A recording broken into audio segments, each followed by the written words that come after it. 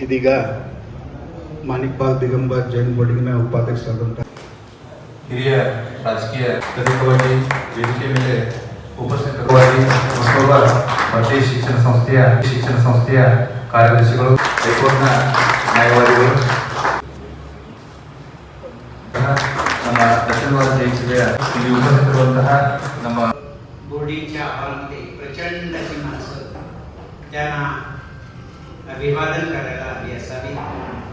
त्यामध्ये विशेष करून उल्लेख मला करायचा आहे. योग असेल कदाचित साने गुरुजी देखील त्यावेळेला त्या अंत्यविधीला होते. याचं संयोजन नियोजन करण्यासाठी मला अतिशय अभिमानाने इथं सांगावंसं वाटतं की आमचे नेते किंवा आमचे मार्गदर्शक या बेळगावचे सुपुत्र आदरणीय चंद्रकांत गागवाड आणि त्यांची सगळी मित्रमंडळी त्यावेळी जसं आता टीमवर्क तुम्ही करता तशा पद्धतीनं फार सुंदर असं नियोजन संयोजन त्यावेळेला केलं. हे नियोजन संयोजन ही मी का उल्लेख करतोय की अण्णासाहेब देशमुखांच्या या शेवटच्या क्षणी देखील अतिशय शिस्तबद्ध पद्धतीनं त्यांना अंत्यविधी त्यांचा करून अतिशय सुंदर अशी श्रद्धांजली अर्पण करणं हे इथल्या कार्यकर्त्यांच्या संयोजनातून दिसून येतं हे मी आपल्याला सांगायला पाहिजे. कारण अशा वेगवेगळ्या अशा त्यांच्या जीवनातल्या ज्या गोष्टी आहेत त्याचं संकलन इथं आता आमचे राजकुमार चौगले जयजवाडचे शिक्षक यांनी केलेलं आपल्याला पाहायला मिळतं. अण्णासाहेबांनी पहाटेच्या दरम्यान 16 तारखेला आपल्या 72 वर्षाच्या जीवनामध्ये त्यांनी आपल्या स्वतःबरोबर संपूर्ण समाज, आपला महाराष्ट्र, कर्नाटक असो, भारत देश असो, परदेशांमध्ये देखील आपली छाप त्यांनी उमटवली. एवढं प्रचंड मोठं काम सोडून ते आपल्याला निघून गेले. 75 वर्षाने पुन्हा मी एकत्र बसलो. दरवर्षी एकत्र बसतो, जयंतीला बसतो, पुण्यतिथीला बसतो, वेगवेगळ्या स्वरूपाचे कार्यक्रम आपण घेतो. विशेषतः त्यांच्या 100व्या वाढदिवशी प्रमुख असा उल्लेख मला करायचा आहे ठळक अशा गोष्टींचा. दक्षिण भारत जैन सभेचं दावणगिरीला जे अधिवेशन झाले की ज्या अधिवेशनाला चारुकीर्ती महाराजजी आणि कर्नाटकचे त्यावेळेचे सर्वच आपले दिग्गज नेते मंडळी यांच्या उपस्थितीमध्ये डॉक्टर धनंजय मुंडे आणि डॉक्टर एन जे पाटील या कोल्हापूर नगरीचे शिल्पकार म्हणायला हरकत नाही, तात्या पाटील यांच्या नेतृत्वाखाली योग मंडळी अधिवेशनामध्ये वीर सेवा दल नावाची संघटना बांधण्याचे हेतूने प्रस्ताव मांडला.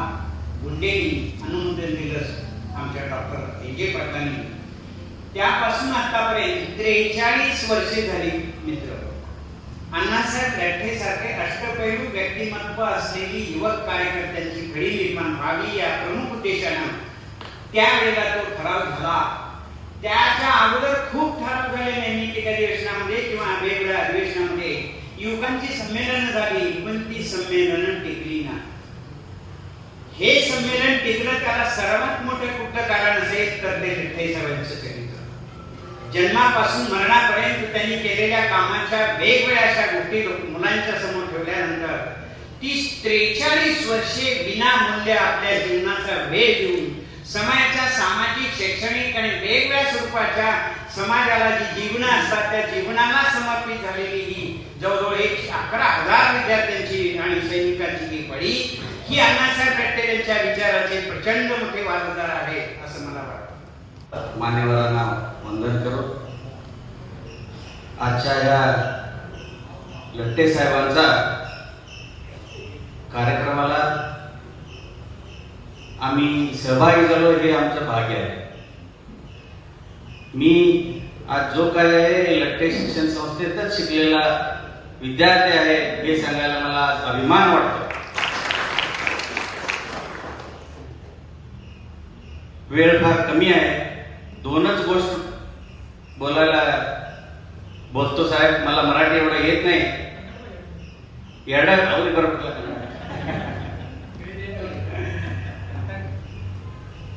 ಈ ಲಟ್ಟೆ ಸಾಹೇಬರ ಕಾರ್ಯಕ್ರಮವನ್ನು ಈ ವರ್ಷ ಬೆಳಗಾವದಲ್ಲಿ ನಾವು ಅತಿ ವಿಜೃಂಭಣೆಯಿಂದ ಮಾಡುವ ಸಲುವಾಗಿ ಒಂದು ಕಮಿಟಿ ಮಾಡಿ ದೊಡ್ಡ ಪ್ರಮಾಣದಲ್ಲಿ ಈ ನಮ್ಮ ಶಾಸಕರಾದ ಅಭಯ್ ಪಾಟೀಲರು, ಸಂಜಯ್ ಪಾಟೀಲರು, ವಿನೋದನ ದೊಡ್ಡನವರು ಎಲ್ಲ ಗಣ್ಯಮಾನ್ಯರ ಒಂದು ಕಮಿಟಿ ಮಾಡಿ ಒಂದು ದೊಡ್ಡ ಪ್ರಮಾಣದ ಕಾರ್ಯಕ್ರಮ ಮಾಡುವುದರಿಂದ ಈ ನಮ್ಮ ಯುವಕರ ಸಮಾಜದ ಯುವಕರಲ್ಲಿ ಲಟ್ಟೆ ಸಾಹೇಬರು ಏನಿದ್ರು ಅವರ ಜೀವನದ ಆದರ್ಶ ತಿಳಿ ಅನ್ನುವಂಥಗೋಸ್ಕರ ಒಂದು ಕಾರ್ಯಕ್ರಮವನ್ನು ನಾವು ಮಾಡ್ತೀವಿ.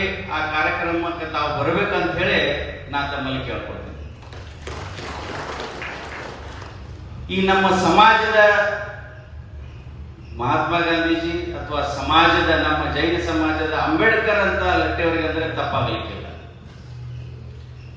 ನಮ್ಮ ಶೈಕ್ಷಣಿಕ ಅಭಿವೃದ್ಧಿಗಾಗಿ ದುಡಿದಂಥ ಅಣ್ಣಾ ಸಾಹೇಬ್ ಲಟ್ಟೆ ಅವರು, ಅದೇ ರೀತಿ ಸಾಮಾಜಿಕ ಏಳಿಗೆಗಾಗಿ ಹಳ್ಳಿಯಿಂದ ಮಕ್ಕಳು ಶಹರಕ್ಕೆ ಬಂದು ಶಿಕ್ಷಣ ಪಡೆಯಲಿ ಅನ್ನುವಂಥ ಉದ್ದೇಶ, ಶಿಕ್ಷಣ ಪ್ರೇಮಿ ಸಮಾಜ ಪ್ರೇಮಿಯಾದಂಥ ಅಣ್ಣಾ ಸಾಹೇಬ್ ಲಟ್ಟೆ ಅವರ ಆದರ್ಶ ನಮ್ಮ ಸಮಾಜದಲ್ಲಿ ಎಲ್ಲರಲ್ಲಿ ಬರಲಿ ಅಂತ ಹೇಳಿ ನಾನು ಎರಡು ಮಾತು ಮುಗಿಸ್ತೀನಿ. ಎಲ್ಲರಿಗೂ ಜೈ ಜೈ.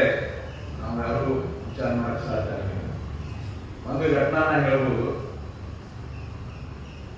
ಯಾವಾಗ ಮೊದಲೇ ಬಾರಿ ವಾಲ್ಚಂದ್ ಹಿರಾಚಂದ್ ಅವರು ಬೆಳಗಾವಿ ಬಂದರು,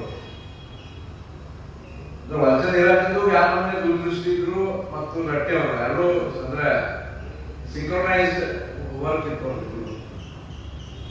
ಬೆಳಗಾವಿ ರೈಲ್ವೆ ಸ್ಟೇಷನ್ ಇಳಿದ ಕೂಡ ಪ್ರಥಮ ವಾಲ್ಚಂದ್ ಹಿರಾಚಂದ್ ಅವರು ಲಟ್ಟೆ ಸಾಹೇಬ್ ಮನೆಗೆ ವಾಲ್ಚಂದ್ ಹಿರಾಚಂದ್ ಇಷ್ಟು ಬ್ರಿಲಿಯಂಟ್ ಹೋಗ್ಬೇಕಾದ್ರ ಅವ್ರಿಗೆ ಇಲ್ಲಿ ಡಿಫೆನ್ಸ್ ನಾಗಿ ನಮ್ಮ ಮರಾಠ ಲೈಟ್ ಇನ್ಫೆಂಟ್ರಿ ಐತಿ, ಅಲ್ಲಿ ಕ್ವಾರ್ಟರ್ಸ್ಗಳು ಕಟ್ಟೋದು ಅವ್ರ ಕಾಂಟ್ರಾಕ್ಟ್. ಆ ಕಾಂಟ್ರಾಕ್ಟ್ ಸಿಕ್ಕಿದಾಗ ಫಸ್ಟ್ ಯಾವ ಸಂಘ ಚಾಲಕಿದ್ದ ಅವನು ಕೂಡ ಚರ್ಚೆ ಮಾಡ್ಕೊಂಡು ಹೋದ್ರು. ಇಲ್ಲಿ ಕಡಿ ರೇಟ್ ಏನೈತಿ, ಉಸುಕ್ ಏನೈತಿ ಮತ್ತು ತಿರುಗಿ ಅಣ್ಣಾ ಸಾಹೇಬ್ ಬೆಟ್ಟವ್ರ ಮನೆ ಮಟ್ಟ ಹೋಗಿ ಮುಟ್ಟತಕ್ಕ ವಾಲ್ಚಂದ್ ಹಿರಾಚಂದ್ ಅವ್ರ ಟಂಗಾ ಡ್ರೈವರ್ಗೆ ಅವ್ರ ಕಾಂಟ್ರಾಕ್ಟರ್ ನಿಲ್ಲಿಸ್ಬಿಟ್ಟು ಆ ಪ್ರಕಾರ ಅವ್ರದ್ದು ಕೆಲಸ ಮತ್ತು ಅವರು ಬಹಳ ಕ್ಲೋಸ್ ಸಂಬಂಧ ಇತ್ತು. ಯಾವಾಗ ಇವರು ಫೈನಾನ್ಸ್ ಮಿನಿಸ್ಟರ್ ಆದ್ರೆ ಬಾಂಬೆ ಸ್ಟೇಟ್ ಇಂದ ಫೈನಾನ್ಸ್ ಮಿನಿಸ್ಟರ್ ಆದ್ಮೇಲೆ ಅವ್ರ ಫ್ರೆಂಡ್ಶಿಪ್ ಹಿಂಗೆ ಅವರು ನಿಭಾಯಿಸಿದ್ರೆ ವಾಲ್ಚಂದ್ ಹಿರಾಚಂದ್ ಅವರು 500 acres ಜಮೀನ್ first allotment Bombay before independence like 1930s and 40s ನಾಗ ಇರೋದಿಲ್ಲ ಫಸ್ಟ್ ಲ್ಯಾಂಡ್ ಅಲಾಟ್ಮೆಂಟ್ ಮಾಡಿದ್ರು. ಆ ಲ್ಯಾಂಡ್ ಅಲಾಟ್ಮೆಂಟ್ ಮಾಡಿದ ತಕ್ಷಣ ಬ್ರಿಟಿಷ್ ಸರ್ಕಾರ ಆಡಳಿತ. ಇದು ನಾ ಹೇಳ್ತಾ ಇಲ್ಲ, ಗೀತಾ ಪಿರಾಮಲ್ ಬಿಸ್ನೆಸ್ ಮಹಾರಾಜ ಅಂತ ಬುಕ್ ಐತಿ. ಆ ಬುಕ್ನ್ಯಾಗ ಜಿ ಡಿ ಬಿರ್ಲಾ, ಜಮ್ಶೆಡ್ಜಿ ಟಾಟಾ, ಆಮೇಲೆ ಕಸ್ತೂರ್ಬಾಯಿ ಲಾಲ್ಬಾಯಿ ಮತ್ತು ವಾಲ್ಚಂದ್ ಹಿರಾಚಂದ್ ಅವರ ಆತ್ಮಚರಿತ್ರೆ ಬರಲಾಗಿ ಅಣ್ಣಾ ಸಾಹೇಬ್ ಲಟ್ಟೆ ಅವರೆಲ್ಲ ಅಲ್ಲಿ ಡಿಟೇಲ್ ಅವರು ಕೊಟ್ಟಿದ್ದಾರೆ. ಬ್ರಿಟಿಷ್ ಸರ್ಕಾರ ಆಡಳಿತ ಏನ್ ಮಾಡಿದ್ರು, ಟೋಟಲ್ ಗೌರ್ಮೆಂಟ್ ಇದು ಮಾಡಿದ್ರೆ ವಿಡ್ರಾ ಮಾಡಿಬಿಟ್ರೆ, ಗೌರ್ಮೆಂಟ್ ಬರ್ಖಾಸ್ತ್ ಮಾಡಿಬಿಟ್ರು ಅಂತ. ಯಾಕಂದ್ರೆ ಅವ್ರು ಬ್ರಿಟಿಷ್ ಸರ್ಕಾರ ಈಗ ಡೌಟ್ ಬಂತಲ್ಲ, ಇಂಡಿಯನ್ ಸರ್ಕಾರದಾಗ ನಮಗೆ ಆಟೋಮೊಬೈಲ್ ಆಗಲಿ, ಪ್ಲೇನ್ ಆಗಲಿ, ಶಿಪ್ ಬಿಲ್ಡಿಂಗ್ ಆಗಲಿ ಇದೆಲ್ಲ ಮಾಡಕತ್ತಂದ್ರೆ ನಮ್ಗಿಂತಲೂ ಮುಂದೆ ಹೋಗ್ತಾರೆ, ನೀವು ಹೋಗ್ಬಾರ್ದು ಅಂತ ಹೇಳಿ ಕೇಸ್ ಅಣ್ಣಾ ಸಾಹೇಬ್ ಲಟ್ಟೆ ಅವ್ರು ಏನು ಆರ್ಡರ್ ಮಾಡಿದ್ರು, ಆರ್ಡರ್ ಅಂತೂ ಕ್ಯಾನ್ಸಲ್ ಮಾಡಿದ್ರು. ಅದ್ರ ಜೊತೆಗೆ ಆ ಕಾಲದಲ್ಲಿ ಫಸ್ಟ್ ಗೌರ್ಮೆಂಟ್ ಆಗಿದೆ, ಇಂಡಿಪೆಂಡೆಂಟ್ ಗೌರ್ಮೆಂಟ್, ಬಾಂಬೆ ಪ್ರೆಸಿಡೆನ್ಸಿ. ಬ್ರಿಟಿಷರ್ ಅವಾಗ ನಾವು ನಮ್ಮ ಕೆಪಾಸಿಟಿ, ಇಂಡಿಯನ್ಸ್ ಕೆಪಾಸಿಟಿ 5 ಕಿಲೋ ರಾಜ್ಯ ಮಾಡ್ಕೊಳಕ್ಕೆ, ಯಾಕಂದ್ರೆ ಬಹುಶಃ ಇಂಡಿಪೆಂಡೆನ್ಸ್ ಕೂಡ ಅವ್ರು ನಿರ್ಣಯ ಮಾಡ್ಕೊಂಡಿದ್ರು ಅಂತ ಅನ್ಸುತ್ತೆ. ಟೆಸ್ಟ್ ಮಾಡಾಕತ್ತಿದ್ರು ನಮ್ಗೆ. ಅಂತ ಕ್ಯಾಬಿನೆಟ್ನಾಗ ಅಣ್ಣಾ ಸಾಹೇಬ್ ಲಟ್ಟೆ ಅವರು ಫೈನಾನ್ಸ್ ಮಿನಿಸ್ಟರ್ ಆಗಿ ಅವಾಗ ಕೆಲಸ ಮಾಡಿದ್ರು.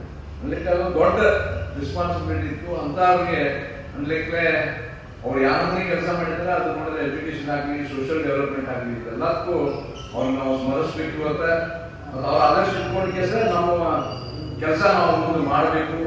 ಮತ್ತು ಈಗಾಗಲೇ ರವಿದಾಸ್ ಹೇಳಿದ್ರೆ ನಾವು ಬೆಳಗಾವಿನ್ಯಾಗ ಒಂದು ದೊಡ್ಡ 75th ಪುಣ್ಯತಿಥಿ ನಾವು ಮಾಡಕ್ಕೆ ಒಂದು ಕಮಿಟಿ ಮಾಡ್ಕೊಂಡು ಆ ಕಮಿಟಿ ಕಡೆಯಿಂದ ಕೆಲಸ ಮಾಡೋಣ.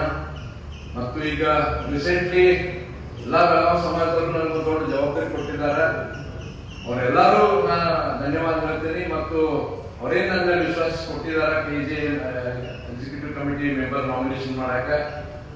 ಅದಕ್ಕೆ ನಾವು ಎಲ್ಲರಿಗೂ ಅಷ್ಟು ಇದು ಒಂದು ಮಾತು ಹೇಳ್ತಂದ್ರೆ I do my best for the development of the Jain committee. ಅಷ್ಟೇ ವಿಶೇಷವಾಗಿ ಉತ್ತರ ಕರ್ನಾಟಕನಾಗ ಪುಷ್ಪಕರ್ ಮುಖ್ಯದ ಸೀನಿಯರ್, ಅಶೋಕ್ ಅಣ್ಣಾದಾರ ಅವರು ಸೀನಿಯರ್.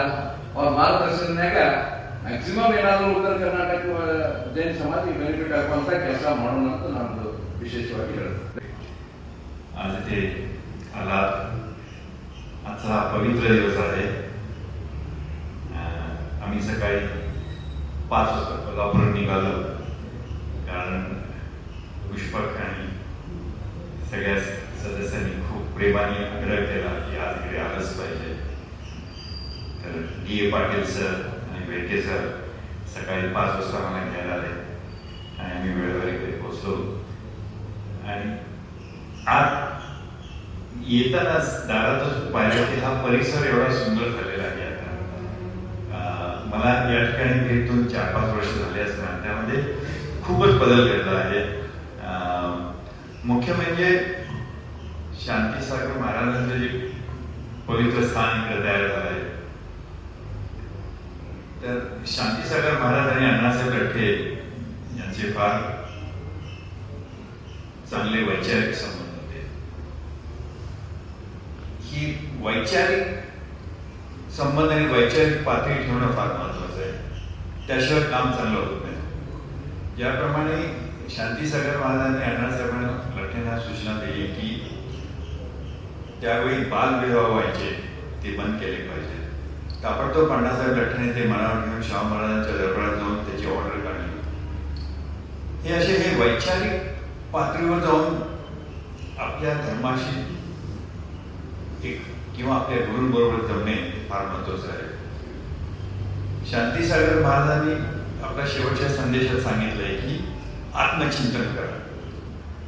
आपल्या धर्मातलं बाकी सगळं विसरून थोडा एकच शब्द जरी आपण पाळला की आत्मचिंतन करूया तर आपण खूप मोठं कार्य करू शकू. मी स्वतः तिकडे आहे हे त्याच आत्मचिंतनातून मला कळलं की मला पण आपल्या देशाची समाजाची सेवा केली पाहिजे.